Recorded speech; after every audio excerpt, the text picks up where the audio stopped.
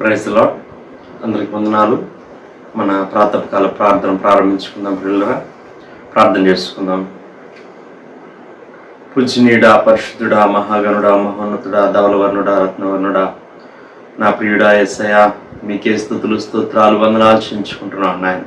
దేవా, మరొకసారి ప్రభువా ఆయన మీ పాదముల యొద్ద ఈ విధంగా చేరడానికి మాకు ఇచ్చిన ఈ గొప్ప భాగ్యం కొరకు మీ స్తోత్రాలు వందనాలు చెల్లించుకుంటున్నాం.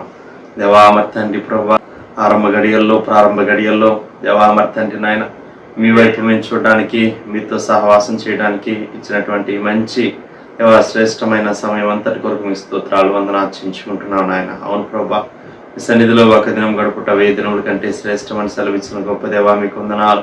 దీవించండి, ఆశీర్వదించండి. సమస్త విషయాల్లో మీరు కృప చూపించండి. పాడుకునే పాటని దేవా మీరే ఆశీర్వదించండి. మా స్తుతుల మీద మీరు ఆశీర్వాదం ఉండమని ప్రార్థన చేస్తున్నాం. దేవా మరి తండ్రి ప్రభువా, అలాగూ మరి తండ్రి 91వ కీర్తన మేము చదువుకునే సమయం అంతటిని కూడా మా కొరకు దీవించండి. మీ వాక్కులు వాగ్దానాలు మా పక్షంగా మీరే నెరవేర్చి మీ నామానికి మహిమ తెచ్చుకోమని ప్రార్థన చేస్తున్నాం. సమస్త విషయాలు మీరే సహాయం చేయండి, కృప చూపించండి. మీకు వందనాలు. ఇదిగో ప్రభువా మరి తండ్రి నాయన, అలాగూ మరొకసారి ఈ వాక్యం ద్వారా మీ సేవకుల ద్వారా మీరు మాతో మాట్లాడమని ప్రార్థన చేస్తున్నాం. ఆయన మీరు మాట్లాడే దేవుడు అంటున్నందుకు మీ స్తోత్రాలు. మీ మెల్లనైన స్వరాన్ని మేము వినడానికి సహాయం చేయమని ప్రార్థన చేస్తున్నాను. దేవా మీ వాక్కును మా హృదయంలో మేము దాచుకోవడానికి, భద్రపరచుకోవడానికి మాకు సహాయం చేయమని ప్రార్థన చేస్తున్నాం. అనేక విషయాలు, అనేక అంశాలు దేవా మీరు మాకు బోధిస్తూ ఉండగా దేవా మరి తండ్రి వినగలిగే చెవులు, గ్రహించగలిగే హృదయాలు, దాచుకునే మనస్సు మెండుగా మీరు మాకు అనుగ్రహించమని ప్రార్థన చేస్తున్నాము. స్తోత్రాలైన సమస్త విషయాల్లో కృప చూపించండి. సమయం అంతటిని మా కొరకు దీవించమని యేసయ్య నామములో స్తుతించి ప్రార్థన చేసి అడిగి వేడుకుంటున్నాం పరలోక తండ్రి. ఆమేన్, ఆమేన్. పాట పాడి దేవుని నామాన్ని మహిమపడదాం. షారోన్ ఆత్మీయ గీతాల్లో నుంచి 137వ పాట పాడుకుందాం. అందరికి తెలిసిన పాట 137వ పాట పాడుకుందాం.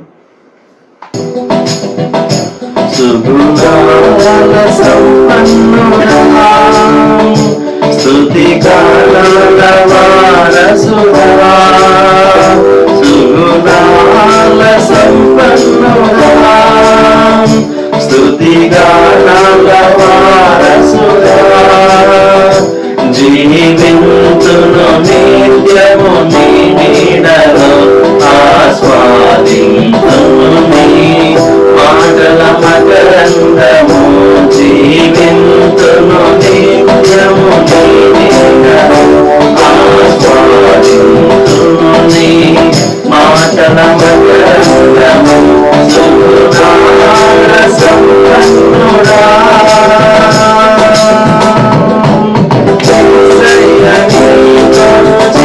జీవించగానే నా బ్రతుకు బ్రతుకుగా మారేనులే, జీవించగానే నా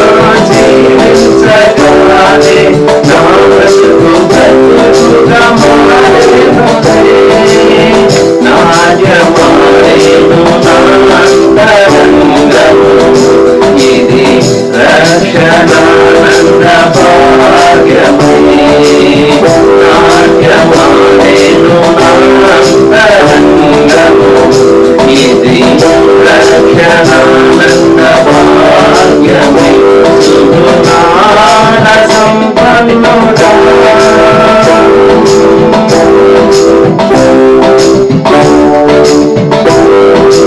యేసయ్య నిన్ను వెన్నట్టగానే ఆకల మార్గము కనిపించ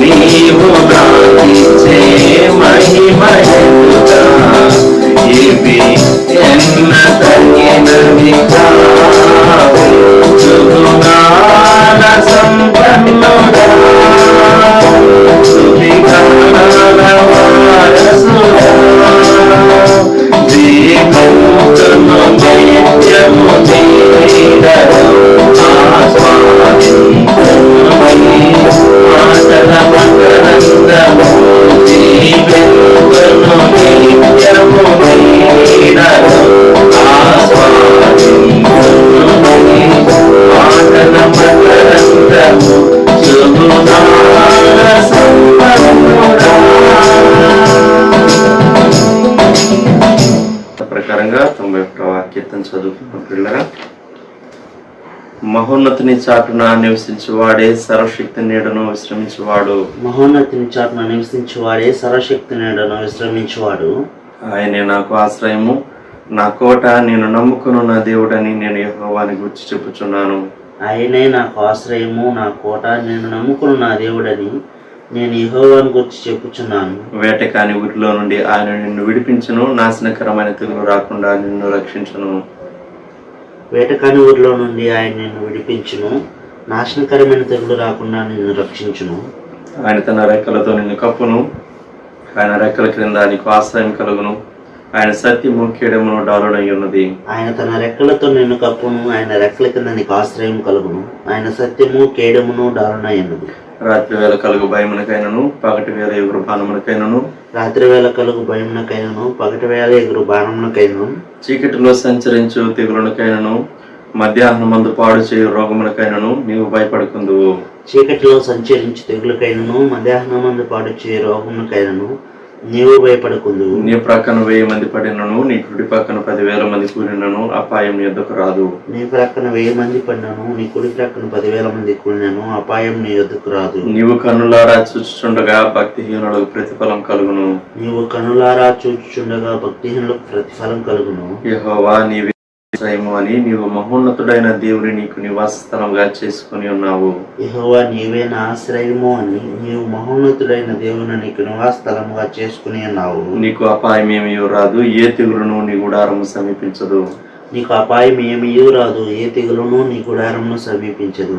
నీ మార్గములన్నిటిలో నిన్ను కాపాడుటకు ఆయన నిన్ను గూర్చి తన దూతలకు ఆజ్ఞాపించును. నీ మార్గములన్నిటిలో నిన్ను కాపాడుటకు ఆయన నిన్ను గూర్చి తన దూతలకు ఆజ్ఞాపించును. నీ పాదములకు రాయి తగలకుండా వారు నిన్ను తమ చేతుల మీద ఎత్తి పట్టుకుందురు. నీ పాదములకు రాయి తగలకుండా వారిని తమ చేతుల మీద ఎత్తి పట్టుకుందురు.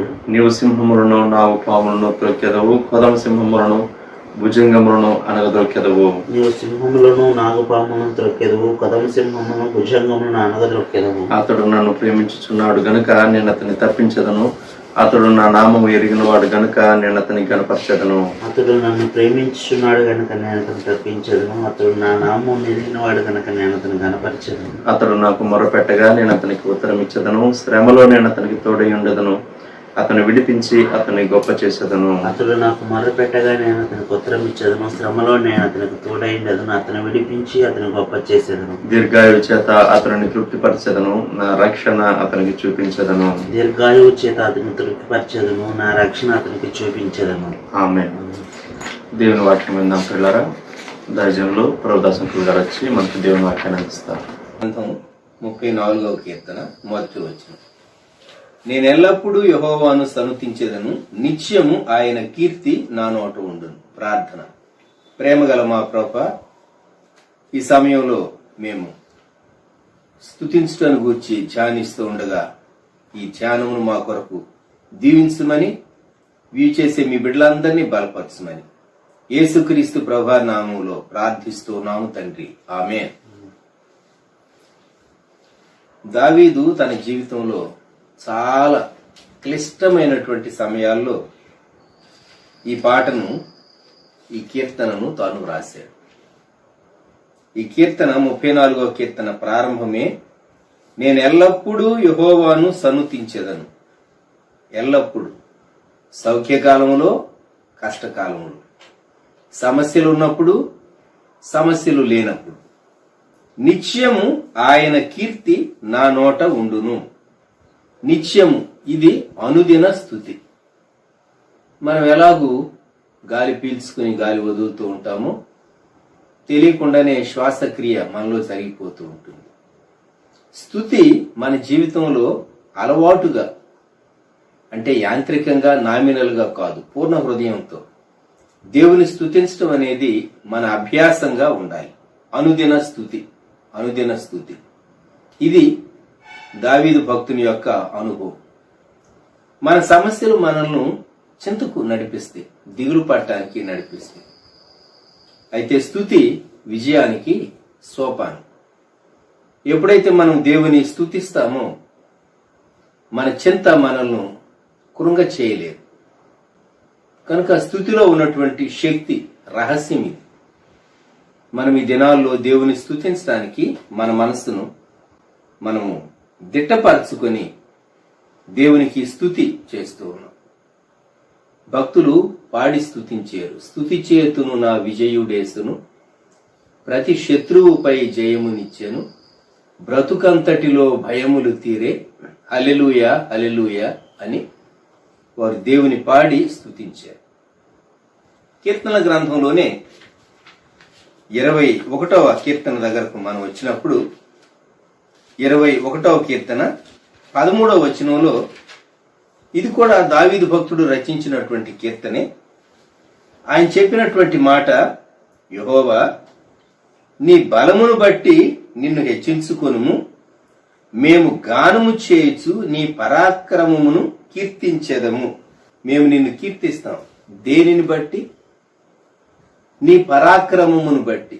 పరాక్రమము అనేటటువంటి పదము, ఈ టర్మినాలజీ యుద్ధానికి సంబంధించింది. దేవుడు నీ పక్షంగా శత్రువులతో లేక నీ సమస్యతో ఆయన యుద్ధం చేస్తే అప్పుడు నీవు దేవుని స్తుతిస్తావు. లేక నీవు దేవుని స్తుతించడం అనేది దేవుడు నీ సమస్య పక్షంగా కార్యోన్ముఖుడై ఆయనే పూనుకుని నీ సమస్యను సరిచేయటానికి నీ స్తుతి మార్గాన్ని సరళం చేస్తుంది. జ్ఞాపకం పెట్టుకుందాం. మనం స్తుతి మన జీవితాల్లో చాలా చాలా ప్రాముఖ్యమైనది. రాజైనటువంటి యెహోషాపాతు తన జీవితంలో తాను వెళ్ళినటువంటి క్లిష్ట పరిస్థితిలో తాను చేసినటువంటి పనిని గూర్చి దినవృత్తాంతములు 2వ గ్రంథం 20వ అధ్యాయం, దినవృత్తాంతములు 2వ దినవృత్తాంతములు 20వ అధ్యాయం, ఈ భాగంలో 21వ వచనం జ్ఞాపకం చేసుకుందాం. మరియు అతడు జనులను హెచ్చరిక చేసిన తరువాత యెహోవాను స్తుతించుటకు గాయకులను ఏర్పరచి వారు పరిశుద్ధాలంకారములు ధరించి సైన్యము ముందర నడుచుచు యెహోవా కృప నిరంతరముండును, ఆయనను స్తుతించుడి అని స్తోత్రము చేయుటకు వారిని నియమించెను. ఈ సందర్భాన్ని గురించి మనం 20వ అధ్యాయం ప్రారంభం నుండి చూస్తే మోయాబీలు, అమ్మోనీయులు, మేయోనీయులు వీరు యెహోషాపాతు మీదికి దండెత్తి వచ్చారు. ఈయనకు మెసేజ్ వచ్చింది, సిరియన్ల తట్టు నుండి గొప్ప సైన్యము నీ మీదికి వస్తూ ఉన్నది. యూదా పట్టణాలన్నింటిలో నుండి జనులు వచ్చారు. 4వ వచనం, ఉపవాస దినం చాటించబడింది. వీరి బలము తక్కువ, వీరి శక్తి తక్కువ. ఎంత చక్కగా యెహోషాపాతు ప్రార్థించాడంటే, మా పితరుల దేవా యెహోవా, 6వ వచనం, నీవు ఆకాశమందు దేవుడువై ఉన్నావు, అన్యజనుల రాజ్యంలోని ఏలువాడువు నీవే, నీవు బాహుబలము గలవాడువు, పరాక్రమము గలవాడువు, నిన్ను ఎదిరించుటకు ఎవరికి బలము చాలు. దేవుని శక్తిని, దేవుని బలాన్ని, దేవుని అధికారాన్ని, దేవుని పరిపాలనను తాను ఎకనాలెడ్జ్ చేశాడు. మనం దేవుని స్తుతించడానికి ఈ విషయాలను మనం గ్రహించాలి. మన వచ్చేటటువంటి సమస్య, అది ఎంత గొప్ప సమస్య అయినా సరే, ఆ సమస్యను సహా సరిచేసేటటువంటి శక్తి, ట్యాకిల్ చేసేటటువంటి శక్తి సామర్థ్యం దేవునికి ఉన్నది. ఆయన శక్తికి మించింది కాదు. యెహజీయేలు మీదికి దేవుని ఆత్మ వచ్చింది. 14వ వచనం. తాను ప్రవచించాడు. 15వ వచనంలో ఈ యుద్ధం మీరు కాదు దేవుడే జరిగించును అని యెహజీయేలు ప్రవచించాడు. యెహజీయేలు ఎప్పుడైతే ఈ మాట చెప్పాడో వీళ్ళు ధైర్యం తెచ్చుకున్నారు. ధైర్యం తెచ్చుకుని మరుసటి రోజు దేవుడు యుద్ధానికి వెళ్ళమన్నాడు. 18వ వచనంలో అప్పుడు యెహోషాపాతు సాష్టాంగ నమస్కారము చేసెను. యూదావారును యెరూషలేము కాపురస్తులను యెహోవా సన్నిధిని సాగిలపడి నమస్కరించారు. ఆ పొజిషన్ లో మనమే ఉన్నాం అనుకోండి, మనం ఏం చేస్తాం? సమస్య పరిష్కారం అయిన తరువాత థ్యాంక్స్ చెప్తాం, దేవుని స్తుతిస్తాం. వీరెప్పుడు దేవునికి నమస్కరించారు, దేవునికి సాష్టాంగ నమస్కారం చేశారు. వారి సమస్య ఇంకా పరిష్కారము కాకమునిపే. 19వ వచనం. కహాతీయుల సంతతి వారును కోరహీల సంతతి వారునగు లేవీలు నిలువబడి గొప్ప శబ్దముతో ఇశ్రాయేలీల దేవుడైన యెహోవాను స్తుతించారు. ఓ ప్రక్క సమయం తక్కువ ఉన్నది, యుద్ధానికి సిద్ధపడండి అని సైనికులు యుద్ధానికి సిద్ధపడే నిమిత్తం ఎంకరేజ్ చేయాలి. అయితే వీరు దేవుని స్తుతిస్తూ ఉన్నారు. స్తుతించవలసినటువంటి ఈ కహాతీయులు, కోరహీలు, ఈ లేవీలకు చెందినటువంటి వారు. మరుసటి రోజు ఉదయకాలం యెహోషాపాతు చెప్పినటువంటి మాట, మీరు జయించాలి అంటే యెహోవాను నమ్ముకొనుడి, ఆయన ప్రవక్తను నమ్ముకొనుడి అని చెప్పాడు. 21వ వచనంలో అతడు జనులను హెచ్చరిక చేసిన తరువాత యెహోవాను స్తుతించుటకు గాయకులను ఏర్పరచి వారు పరిశుద్ధాలంకారములు ధరించి సైన్యము ముందర నడుచుచు యెహోవా కృప నిరంతరముండును, ఆయనను స్తుతించుడి అని స్తోత్రము చేయుటకు వారిని నియమించారు. మామూలుగా మిలిటరీలో యుద్ధభూమికి వెళ్ళేటప్పుడు ముందు ఉండేటటువంటి వారు చాలా గట్టి వాళ్ళని పెట్టాలి. ఎందుకంటే ఫ్రంట్ లైన్ లో ఉండేటటువంటి వాళ్ళు యుద్ధ నిపుణత, సామర్థ్యము కలిగినటువంటి వారుగా ఉండాలి.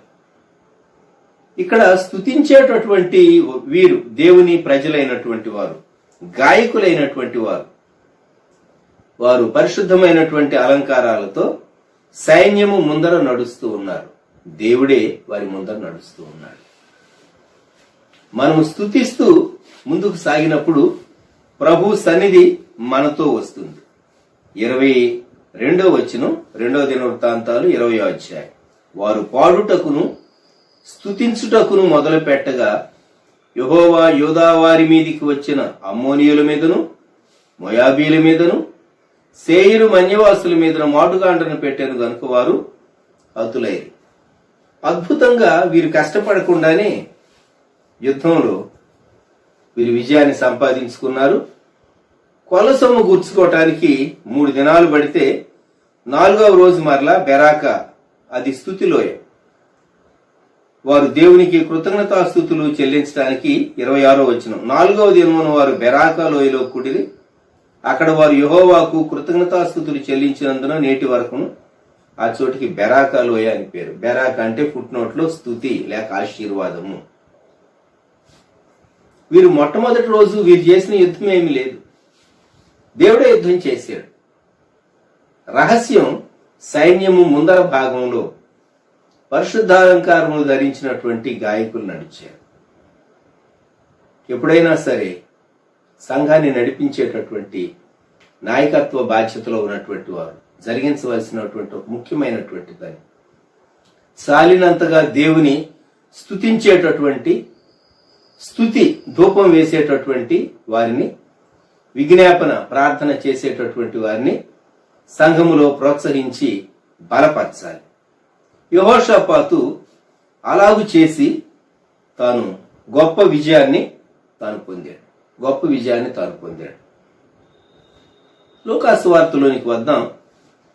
లూకా సువార్త మొట్టమొదటి అధ్యాయంలో జకర్యాను చూస్తాం మనం. లూకా సువార్త మొదటి అధ్యాయం.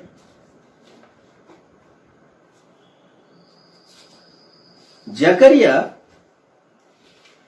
తాను కొన్ని దినాలు మోగవాడుగా ఉండవలసి వచ్చింది. అధ్యాయంలోనే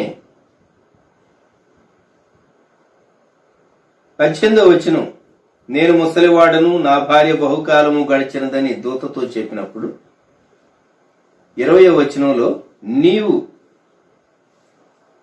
వాటిని నమ్మలేదు గనుక మరియు నా మాటలు వాటి కాలమందు నెరవేరును, నీవు వాటిని నమ్మలేదు గనుక ఈ సంగతులు జరుగు దినం వరకు నీవు మాట్లాడక మౌనివయ్యుందు అని అతనితో చెప్పాను.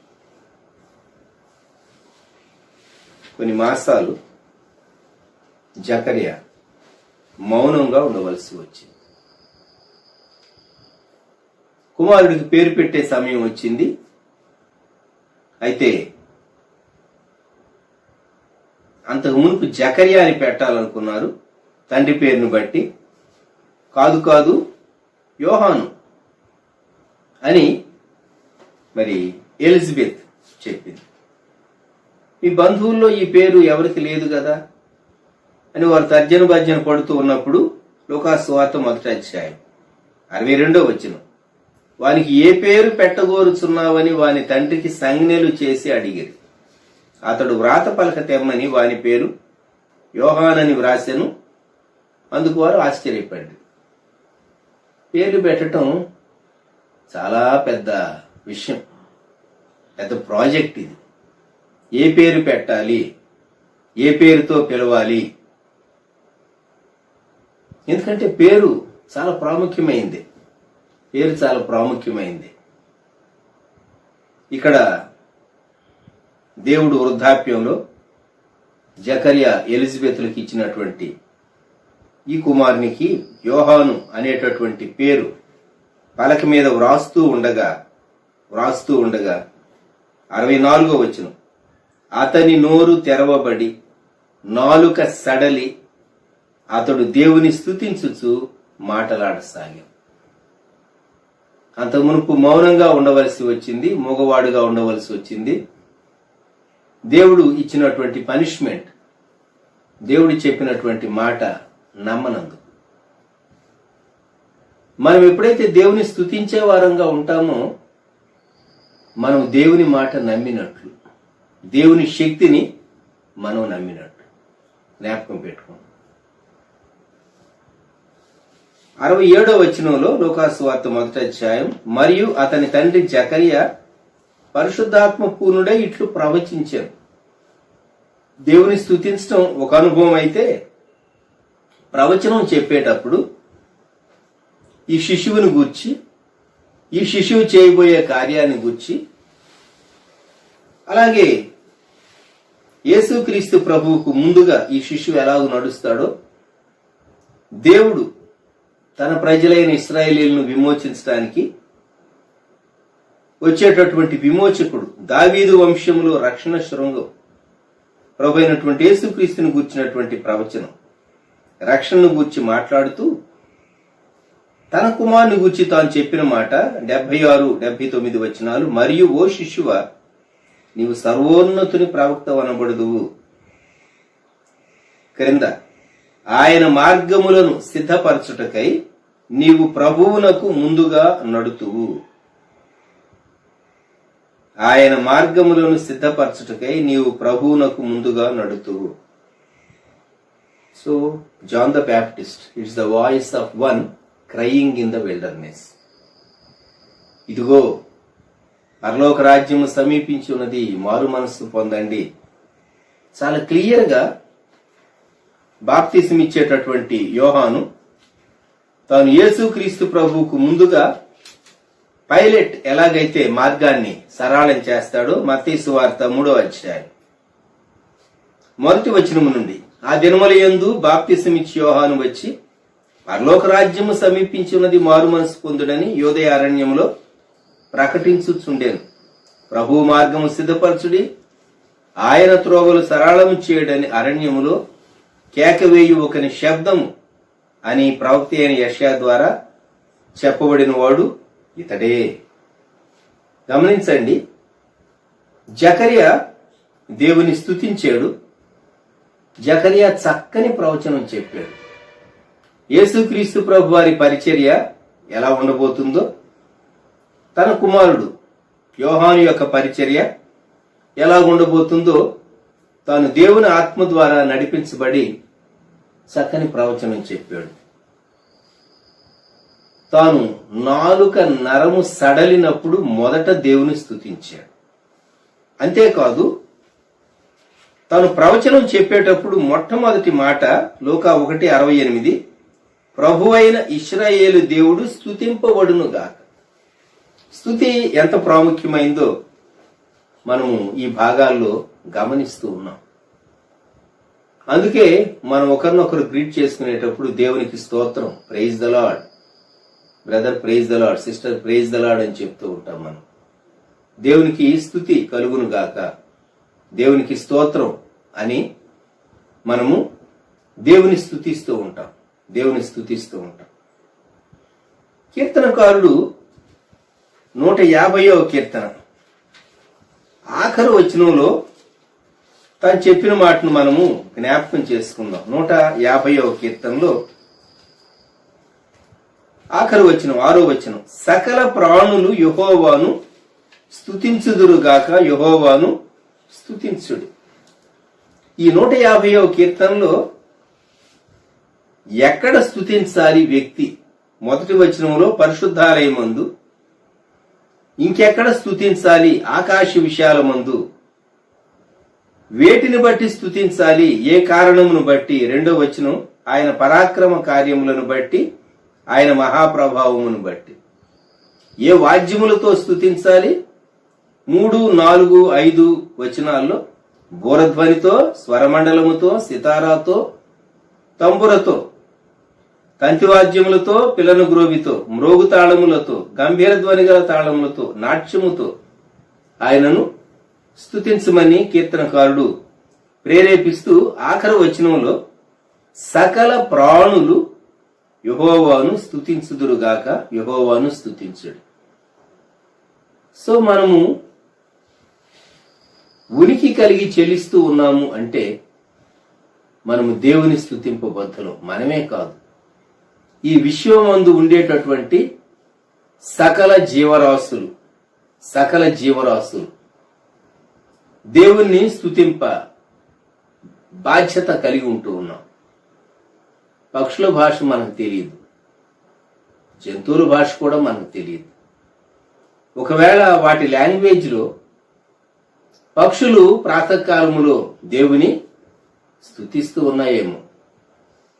భక్తుడు సెయింట్ ఫ్రాన్సిస్ ఆఫ్ అససీని గురించి చెప్పబడినటువంటి మాట, ఆయన బోధించినప్పుడు పక్షులు, జంతువులు కూడా వినేటటువంటివి ఆయన జీవిత చరిత్రలో చెప్పబడింది. సృష్టిలో ఉన్నటువంటి జీవరాశులన్నీ దేవుని స్తుతించాలి. అయితే మిగిలిన జీవరాశులకు ఆత్మ లేదనుకండి, వాటికి శరీరం ఉన్నది, ప్రాణం ఉన్నది. మనకు ప్రాణము, ఆత్మ, శరీరం 3 ఉన్నాయి. దేవుడు మనకు ఆత్మను అనుగ్రహించాడు, శ్రేష్టమైనది. జీవాత్మను ఆయన మనలో ఉంచాడు. కనుక మనము దేవుని స్తుతింపబద్ధులం. సకల ప్రాణులు యెహోవాను స్తుతించుదురుగాక, సకల ప్రాణులు యెహోవాను స్తుతించుదురుగాక. మన జీవితంలో స్తుతి ఎంత ప్రాముఖ్యమైంది. అందుకే ఈ దినాల్లో స్తుతిని గూర్చి మనం మరలా మాట్లాడుకుంటూ ఉన్నాం.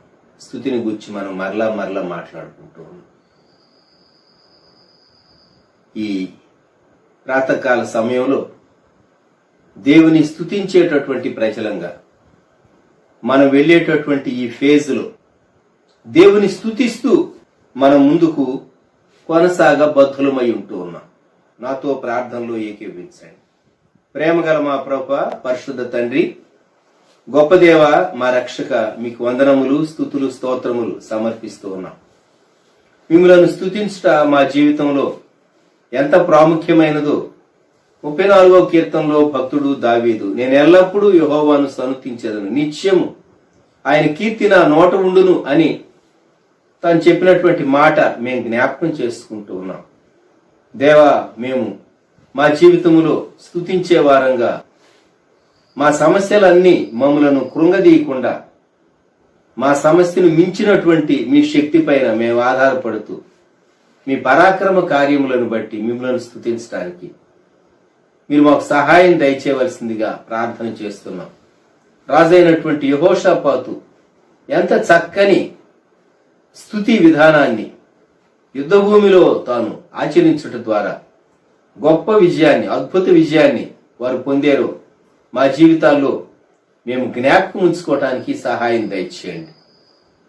అలాగే యాజకుడైనటువంటి జకర్యా తాను మొదట నాలుక సడలి తాను మూగ స్థితి నుండి తిరిగి మాట్లాడగలిగిన స్థితికి వచ్చినప్పుడు మిమ్ములను స్తుతించినట్లు మీ ఆత్మ ద్వారా తాను ప్రవచనం చెప్ప ప్రారంభించినప్పుడు దేవుడు స్తుతింపబడుగాక అని తాను సెలవిచ్చినటువంటి మాటను మేము జ్ఞాపకం చేసుకుంటూ మా జీవితాల్లో కూడా మిమ్మల్ని స్తుతించడానికి మేము ఎక్కువ ప్రాముఖ్యత ఇవ్వడానికి కృప దయచేయండి.